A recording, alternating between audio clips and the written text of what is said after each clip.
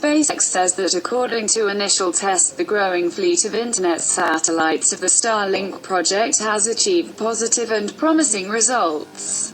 Kate Theis, a senior SpaceX engineer, said that internal beta tests of the Starlink project's internet service indicate low latency or response latency, as well as download speeds in excess of 100 megabits per second.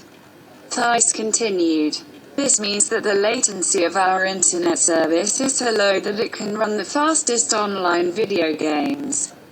And our download speed is so high that it can stream several HD movies at the same time and still have bandwidth."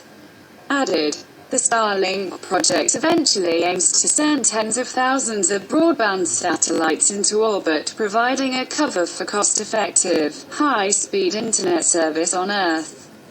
SpaceX CEO Elon Musk also expressed hope that Starlink could connect remote and rural areas to the global internet. The company has already launched 700 satellites from the Starlink project.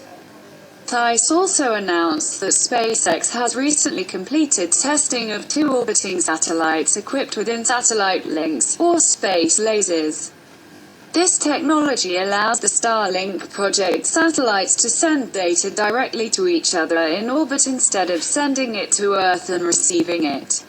Thanks to these space lasers, Starlink satellites were able to send and receive hundreds of gigabytes of data. Once these lasers are fully operational, Starlink will become one of the fastest internet services for data transmission worldwide. The first phase of the Starlink project's private beta has been successfully completed and is scheduled to enter the public testing phase by the end of this year, Theis said.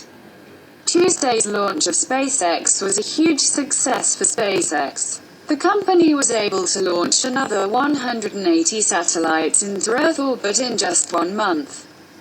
SpaceX has received permission to send 4,200 satellites from the US government and is gradually completing its fleet.